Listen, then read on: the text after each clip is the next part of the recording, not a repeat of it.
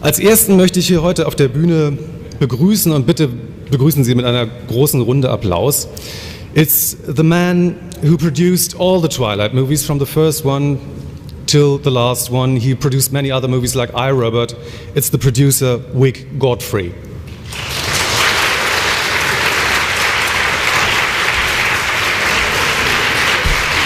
And then we have the man who gave us movies like Gods and Monsters, or the other one was Kinsey, for example, and he did the first part of Breaking Dawn and also the second one. Here's Bill Condon.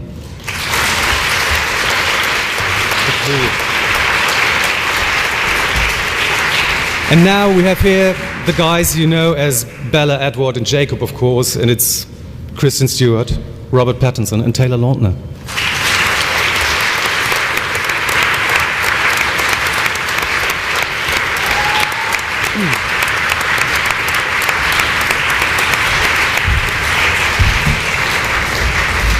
So how is everyone? I mean, you had problems flying in, right? Yes, apologies to everybody. We were sucked in. We were supposed to come last night, and then earlier this morning we sat there for many, many hours.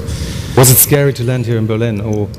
No, it was great. Was it all right? I mean, it was chilly. Okay, perfect. Kristen, I'd like to start with you because, you know, ladies first, and I hope it's okay for you. I mean, in this movie we see a very different Bella from the other ones we saw before. So how did you find her, the new one, and how did you invent her, aside from what's on the page in the script? All of our vampires have,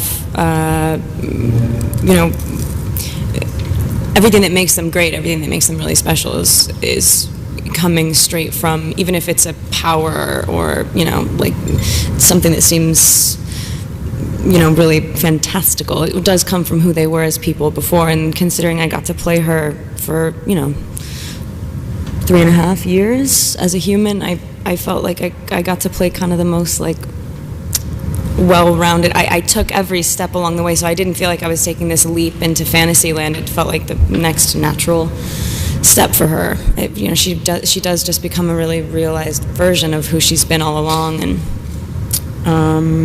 yeah, I don't know. I think I'd watched everyone else do it for so long. I was ready to jump in. I had no question. It wasn't difficult to transition into that at all.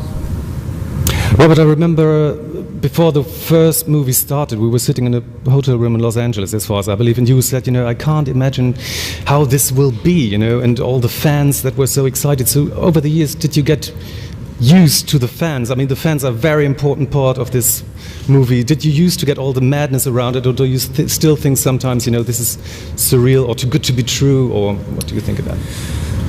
Yeah, I mean, it'd be really weird if we didn't have any fans at all. Be kind of interesting, though. Just keep making them. No one watches them.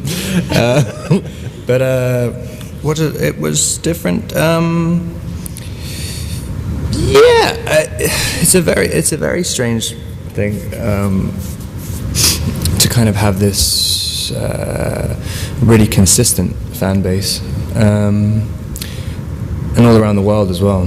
They have a theme, screaming, but God, sorry, this is terrible. I'm so jet lagged. This is not working. No, they're great, and they've stuck around, and they've been loyal, and and they've really been very supportive of us through the years. So it's made the whole process and all the other craziness a lot kind of easier in a way, just to know that someone likes you. Taylor, I remember you told me that one of the best things about this, I mean, aside from doing the movies, is traveling, you know, for you to visit all the different places. So what was your favorite one?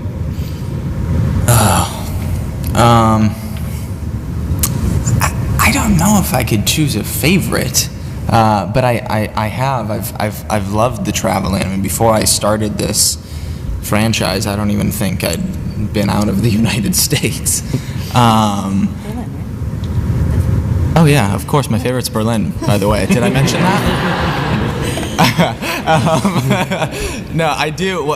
The thing I do love about Berlin, truly, is I have one thing that I do here every time I come, and there's this bowling alley, and I go to it every single time, and I don't know why, because I'm terrible at bowling. I don't do it back home. What is that face He's for? not terrible at anything. Yes. He literally rocket launches himself across the lane. Spider-Man bowler. But I always love coming back here, and no, I've absolutely loved the traveling aspect of I mean, you're an actor. You can pretend you're good at bowling, right? I mean, it. No, I actually think I can, because if you look at my score in the end, it is terrible. I just look like I do like Superman dives as I'm bowling, so it looks like I know what I'm doing. So I do think it is acting. okay.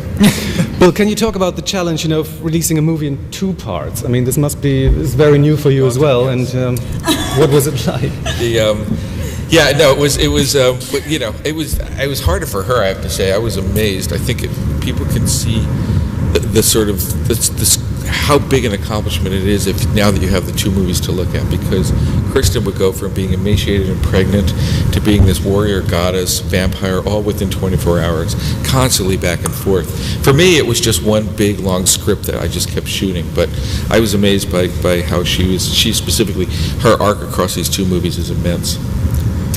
Wyck, you've been there from the very beginning, and I think it's one thing to owe the rights to a very successful book, but it's another thing to make a very successful movie out of it. So what was important for you when you started this? Well, I think always we tried to make the movies, favor the fans of the book. We really sort of used Stephanie's books as the Bibles when we adapted them. We kept a consistent screenwriter, Melissa Rosenberg, who always found more cinematic ways to bring forth the characters and their dilemmas. It's certainly been a blast to watch these guys grow and sort of conquer these roles throughout 5 movies.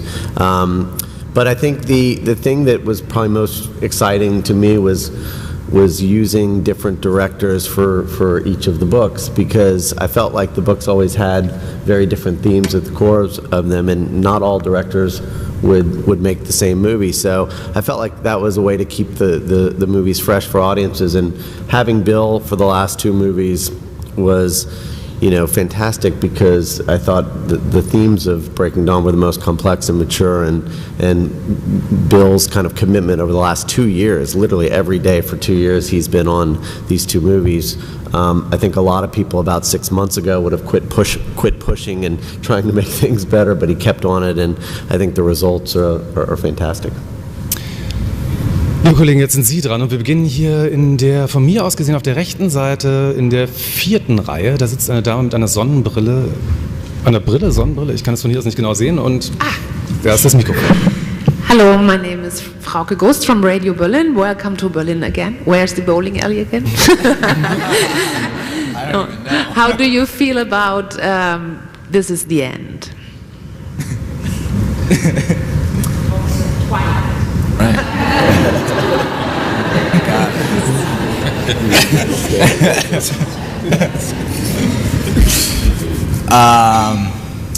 For me, what do you have in that? For me, it's just a strange feeling, and it's really it's difficult to describe.